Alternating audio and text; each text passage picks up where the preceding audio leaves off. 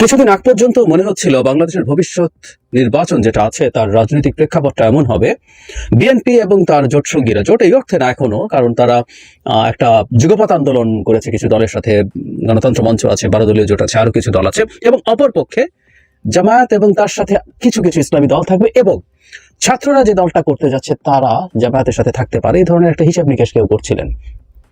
নানা কারণ আছে, আমি আসবো সেই জায়গায়, কিন্তু এই ধরনের একটা পারসেপশন ছিল। কিন্তু সম্প্রতি দেখা যাচ্ছে গুরুত্বপূর্ণ ছাত্র নেতা, মানে ছাত্ররা যে দল বলছি, যখন ছাত্রকে আমরা খুব মনোলিথিক হিসাবে দেখা ঠিক হবে না। ছাত্র বলতে এই মুহূর্তে যারা এই সংগঠনগুলোর সাথে আছে তাদেরকে বলছি, কারণ অভ্যুত্থানে জুলাই আগস্টেও ছাত্র দল ছিল, ছাত্র শিবির ছিল, সাধারণ ছাত্র ছিল যারা কোনো দল করেনি, এবং যারা এই দুটো সংগঠনেও যুক্ত হয়নি, বৈষম্য বিরোধী ছাত্র আন্দোলন এবং জাতীয় নাগরিক কমিটির কথা বলছি। তো তাদের দলের সাথে জামায়াতের সাম্প্রতিক কিছু বিভেদের মতো দেখা যেতে পারে, এবং খুব গুরুত্বপূর্ণ 3 জন নেতা এই প্রসঙ্গে কথা বলেছেন, এবং কিছু ক্ষেত্রে খুব টাফ কথা হয়েছে।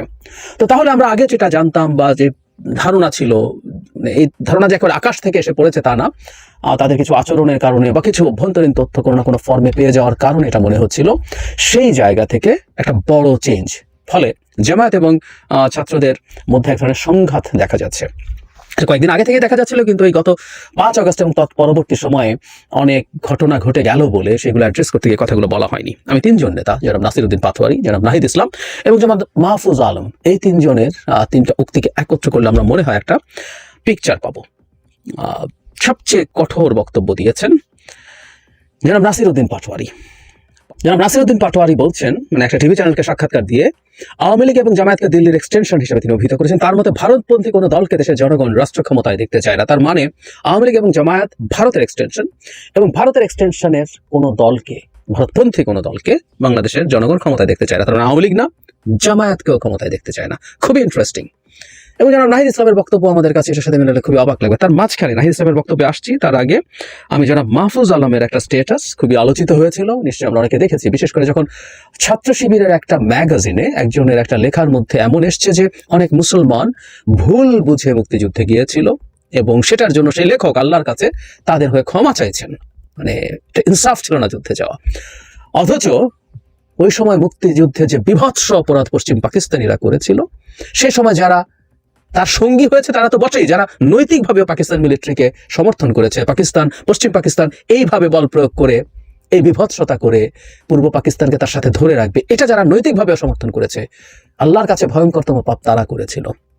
কিন্তু উনি ক্ষমা চেয়েছেন। তারপর জনাব মাহফুজ আলম এই স্ট্যাটাসটা দিয়েছেন, আমাদের নিশ্চয় মনে আছে, জানুয়ারির শেষের দিকে, মুক্তিযুদ্ধ মানে বাংলাদেশ, ছাত্র জনতার অভ্যুত্থান মানে বাংলাদেশ। এখানে যিনি মুক্তিযুদ্ধের হিস্ট্রি নিয়ে কিছু আলোচনা, যেমন শেখ মুজিবুর রহমান ফ্যাসিস্ট আছে, তিনি ছিলেন, কিন্তু তার অবদান আছে, তাই 72 পূর্ব মুজিবকে গুরুত্ব দেওয়ার কথা আছে।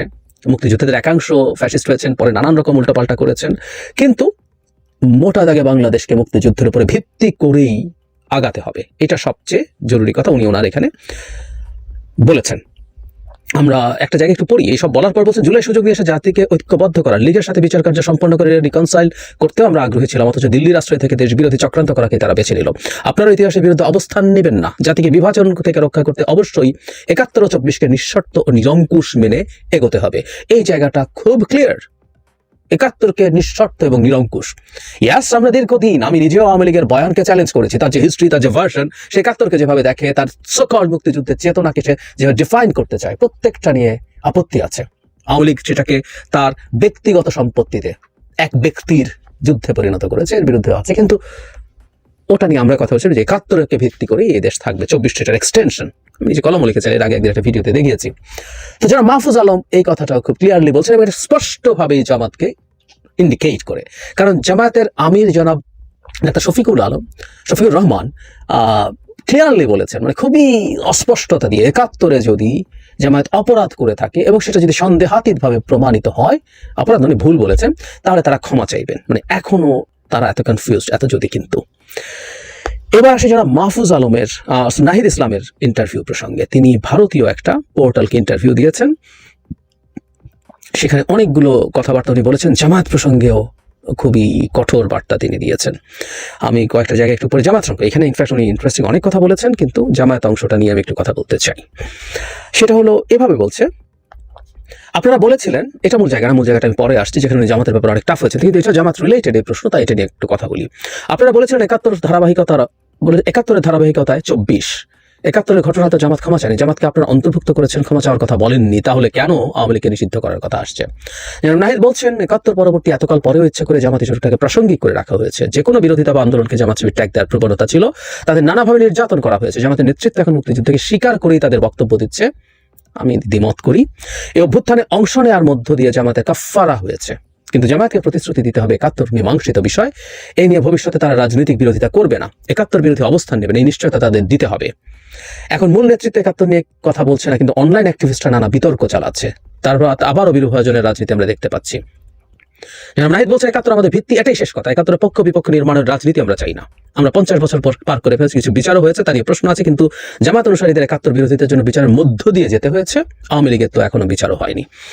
অনেক কিছু ধরা যায়, আমি সেই জায়গায় যাচ্ছি না। জামাতের যে ফৌজদারি অপরাধ যদি থেকে থাকে, তারা যদি বয়ভাবে বলেন করেছেন, আমি বিশ্বাস করি, জানি জামাতের লোকজন অ্যাক্টিভলি অনেকেই করেছেন, এবং সাংগঠনিকভাবে ওই অভিযোগ খুব সিরিয়াসলি আছে, কিন্তু আমরা এটাও নিশ্চয়ই জানি কোনো আন্দোলন কারো কাফফারা হয়ে যায় না, যেমন ফৌজদারি অপরাধ কখনো তামাদি হয় না। যাই হোক, আমি ছাড় দিচ্ছি, এবং এটা সত্য জামাত প্রচন্ড অত্যাচার নির্যাতনের শিকার হয়েছে শেখ হাসিনার সরকার দ্বারা, রেজিম দ্বারা, এবং এই মুভমেন্টে তারা খুবই গুরুত্বপূর্ণ ভূমিকা পালন করেছেন, সেটাও খুবই সঠিক কথা। কিন্তু জামাত প্রসঙ্গে এরপর যা বলেছেন সেটা একটা রীতিমতো বোমা ফাটানোর মতো ব্যাপার। উনি বলছেন ডিসেম্বরে ভোট হলে জামাত হেফাজত চরমোনাই পন্থীরা কত ভোট পাবে।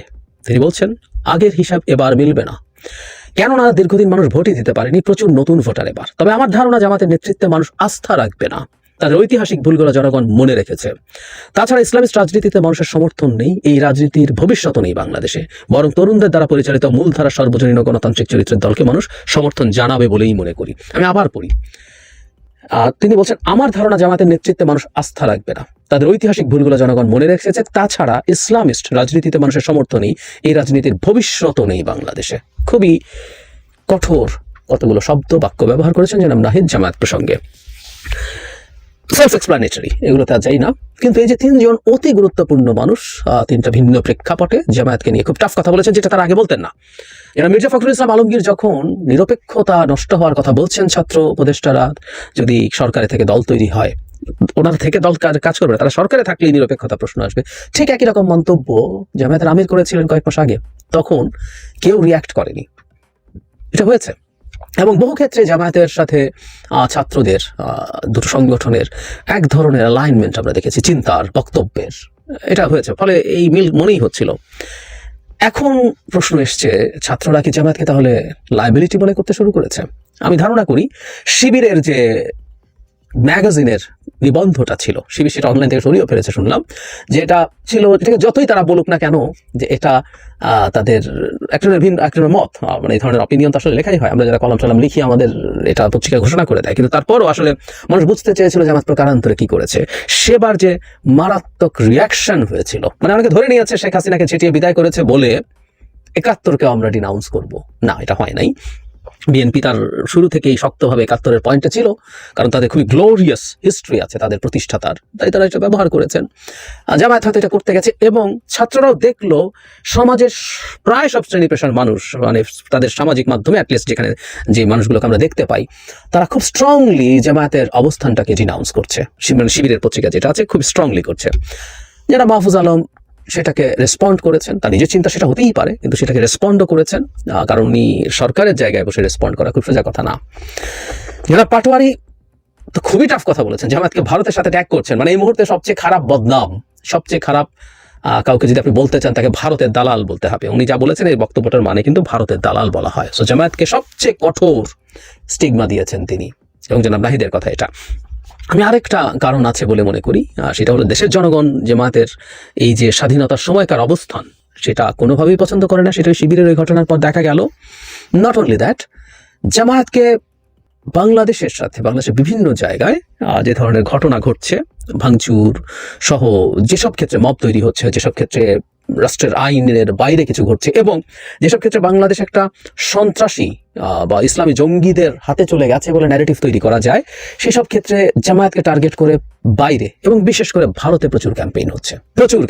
আমি যেখানেই দেখেছি ভারতের মূল আর্গুমেন্ট, তারা ভারত এই যেখানে মব তৈরি হচ্ছে 32 ভাঙা থেকে অন্যান্য জায়গায়, যেখানেই মাজার ভাঙা হচ্ছে, সত্য মিথ্যার আলোচনা এটা না, কিন্তু যে পারসেপশন তৈরির চেষ্টা করা হচ্ছে যেগুলো সব জামায়াত করছে, জামায়াত আছে, অন্যান্য এক্সট্রিমিস্ট ইসলামিস্টরাও আছে, জামায়াতও আছে।